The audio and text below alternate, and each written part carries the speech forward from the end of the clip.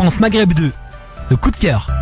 Alors le coup de cœur de Monsieur Badr Belamine aujourd'hui. Alors le coup de cœur, c'est, je voulais parler d'un philosophe qui s'appelle Al-Razali. Très philosophe aujourd'hui. Voilà. Ouais, j'avais envie de... C'est peut-être la douleur dentaire. Peut-être, ouais. Voilà, j'ai pas envie de faire la fête. Donc je suis un peu plus sérieux aujourd'hui. Et donc c'est un philosophe qui est né à Tous. Ça se dit Tous, hein, c'est en Iran. Et il a influencé une grande partie de la pensée occidentale. Des gens qui étaient agnostiques, athées, se sont servis de ses ouvrages. Il faut savoir qu'il a mémorisé plus de 12 000 pages à une époque où on n'avait pas Internet et compagnie. Et donc c'est une personne qui doit être mise en lumière. Bon, il y a des opposants parce qu'on dit qu'il était, comment dirais-je, excuse-moi, je trouve pas le mot, Christophe, quand on est tac. Bon, je reviendrai dessus tout à l'heure. Ça va me revenir. Je vous propose l'extrait tout de suite. Allez, on écoute, c'est parti. Ma première jeunesse, avant même l'âge de 20 ans, jusqu'à ce jour où j'en ai plus de 50, j'ai sondé hardiment les profondeurs marines. Je me suis embarqué sans peur pour la haute mer, refusant toute prudence, réfractaire à la poltronnerie. J'ai exploré les plus sombres recoins, me suis attaqué à une multitude de problèmes, me suis plongé dans toutes les abysses et examiné avec soin chaque croyance de la moindre secte, me suis efforcé de révéler jusqu'aux doctrines les plus secrètes de toutes les communautés.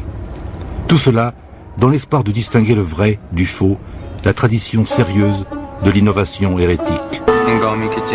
Dis à mes amis, lorsqu'ils me verront mort, lorsqu'ils verseront des larmes pour moi et me pleureront avec tristesse, ne pensez pas que ce cadavre que vous voyez là soit moi.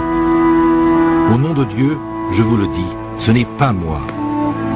Je suis esprit, et ce que vous voyez n'est que de la chair. Elle fut certes un temps ma demeure et mon vêtement, mais ce que je suis aujourd'hui, vous le deviendrez aussi. Car je sais que vous êtes comme moi. Les âmes de toute l'espèce humaine procèdent de Dieu, et les corps de chacun sont composés de même. Le bien et le mal, de même, existaient en nous. Je vous transmets un message de courage. Puisse la paix et la joie de Dieu être vôtres pour toute l'éternité.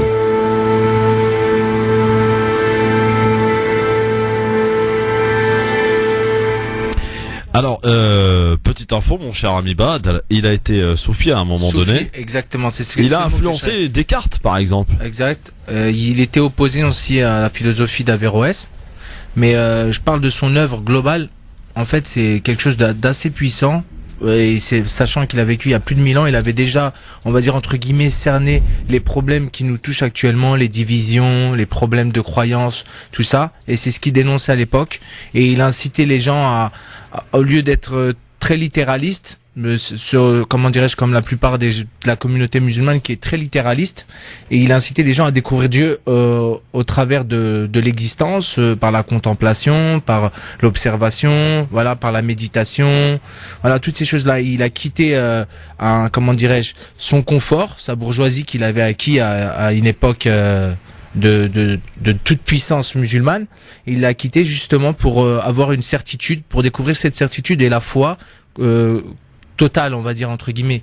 J'invite pas tous les musulmans à le faire, mais on réfléchit très peu, on médite très peu, on s'émerveille très peu. Par contre, ça m'arrive de voir des gens qui s'émerveillent devant des voitures, pas devant la nature. Ça c'est aussi un problématique. Et j'invite la communauté musulmane justement à la contemplation. Je sais que je vais faire un petit peu de débat, comme toujours. J'ai rien contre les littéralistes, mais il faut aussi ouvrir son esprit à la tolérance et à une vision différente de l'islam, parce que personne ne détient une vérité absolue. On est d'accord.